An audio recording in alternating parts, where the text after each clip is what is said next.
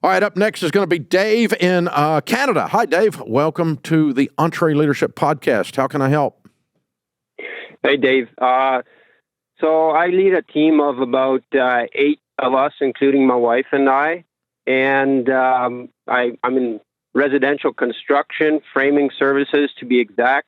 And my question is, how do I get my contractors to pay their bills on time?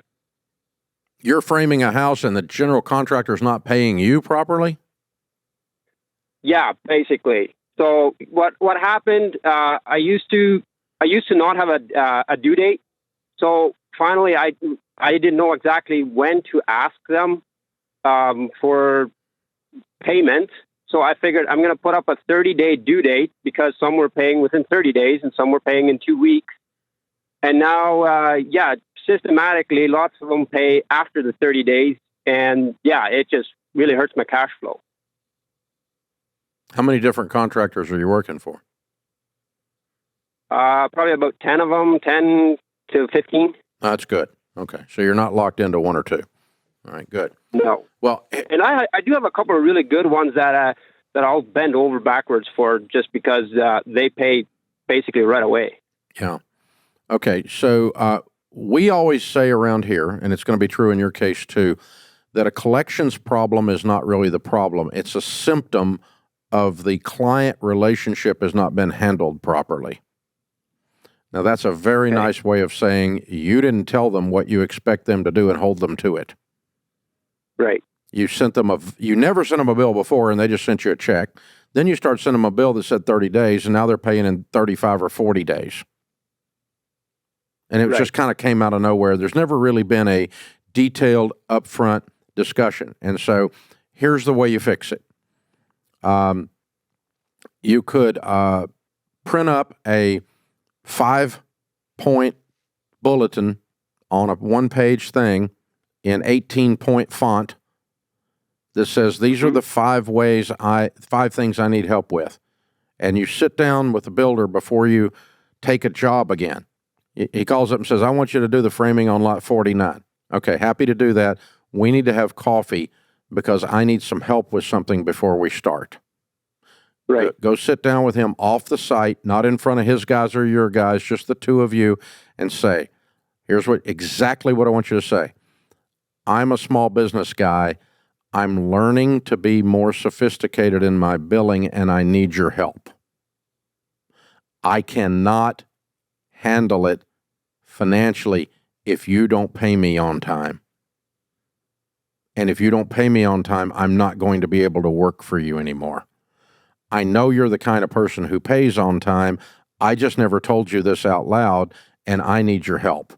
So I'm going to send you a bill at the first of the month. It's going to say on it 30 days. It does not mean 31. It means I need the money in 15 days. But it's going to say 30 days on it. And if you will send me the money inside of 15 days, I'm going to be your biggest fan because you're helping this small business guy become more sophisticated and helping me to keep my guys on the job. And we will fight and fight and fight and fight to meet your deadlines and to serve your customers and do anything we can because you're the guy that pays me in 15 days. And I need you to be the guy that pays me in 15 days because I need the help. Right. It's not you hear the difference in the spirit. We're not slamming our fist on the table and being demanding and waving around and saying you have to do this or I'm going to cut bait. You're asking for them to help you and letting them know if they can't help you, you're not going to be able to do it anymore. Right. But you've never said that out loud in their face. Not exactly. I've had a few discussions with some contractors. Yeah, after the fact. Yes, after the fact. That's too late. You didn't set the table. I'm telling you to set the table before dinner, not try to figure out how to get the plates out after dessert. Yeah, right. Okay, you got to get it. You got to sit down with them ahead of time and set their expectations. I got to tell you, if a contractor reacts poorly to the way I just told you to present that, humbly and asking for help, I'm a small business guy, I need your help. And if he kicks sideways after that and is a jerk, you don't need to work for him. Right. Because he's probably broke. Right. Well, and that is actually the case with a lot of my contacts, or quite a few of them, is they're on a construction draw. Yeah. So it has to be done to a certain extent before they don't even have the money when I start building for them, and I know it for some of them. No, they're going to get the draw based on the framing package going up. That's one of the marks on getting your draw. Yeah, exactly. If they do it in Canada the way they do it in the U.S. anyway, here you're going to get a draw when you break ground. You're going to get another one when the foundation's up. You're going to get another one when the lumber package is up. You're going to get another one when the roof goes on. It's pretty standard draw schedules. Yep. And you're probably on something similar to that anyway. And so you don't need to bill inconsistent with when they're going to get their draw, but you also know that what you're telling them is you need to get your dadgum draw in because you need to pay me. That's the message inside of this bottle that I'm selling here. Right. And so that's going to set you up to win on this. So what we discovered was early on in our business, the mistake I made was exactly the same thing. I didn't tell people what I expected, and then I was pissed off when they didn't do what I didn't tell them. Right. Which is weird, because I never told them. Yeah.